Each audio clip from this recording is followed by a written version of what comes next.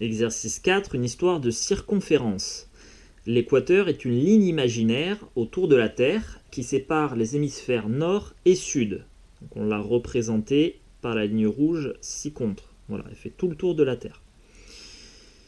On rappelle que la Terre a la forme d'une boule, par conséquent, on peut assimiler l'équateur à un cercle, voilà, de rayon 6378 km. En fait, si tu veux, ça c'est une estimation du rayon de la Terre. Voilà.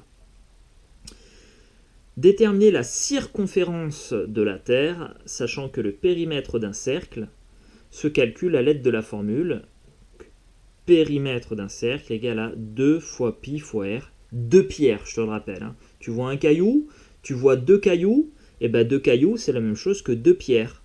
Et 2 pierres, et ben phonétiquement tu entends 2 pi r. Voilà. Où r désigne donc le rayon du cercle. Donc là dans cet exercice, eh bien, on va appliquer une formule qui est un des objectifs de ce chapitre-là, calcul littéral.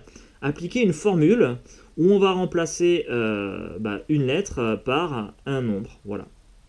Et ici, en l'occurrence, la lettre R, eh bien, on va la remplacer par le rayon de la Terre, c'est-à-dire 6378 km. Alors, ce qu'on appelle la circonférence de la Terre, si tu veux, c'est tout simplement le périmètre de l'équateur. Voilà, la longueur de l'équateur. Si on fait tout le tour de la Terre, combien de kilomètres a-t-on parcouru ? Eh bien, on va appliquer donc cette formule-là, puisqu'on a dit que l'équateur était un cercle. Hein. On va avoir P, on va noter du coup, tiens, on va même écrire circonférence de la Terre. Donc, circonférence de la Terre va être égale à 2 multiplié par le nombre pi, qu'on ne peut pas écrire avec le système décimal ni l'écriture fractionnaire, multiplié par le rayon du cercle ici, c'est-à-dire le rayon de la Terre, à savoir 6378 km. Voilà. Donc là, tu vois, on vient d'appliquer cette formule-là en remplaçant la lettre R par sa valeur dans notre situation. Allez.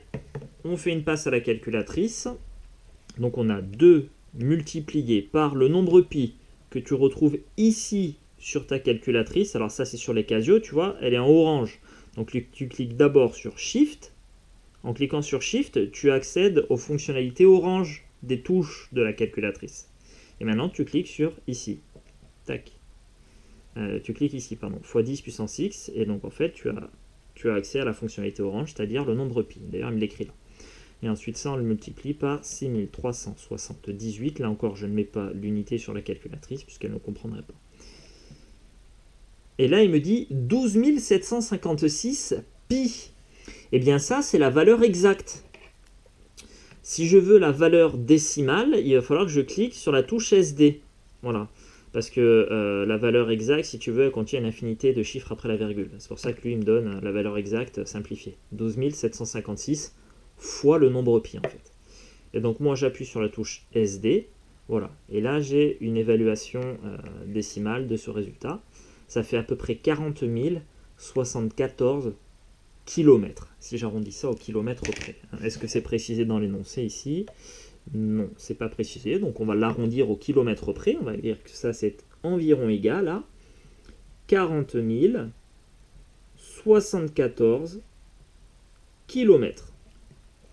Alors, je te montre rapidement avec un modèle TI. Donc, tu as 2 multiplié par la touche pi, tu l'as ici. Hop, multiplié par 6378. Ok, là encore, il m'envoie la valeur exacte 12 756 pi. Et je clique sur la touche double flèche pour avoir la valeur décimale. Voilà, et on a encore 40 074 km si on arrondit au kilomètre près.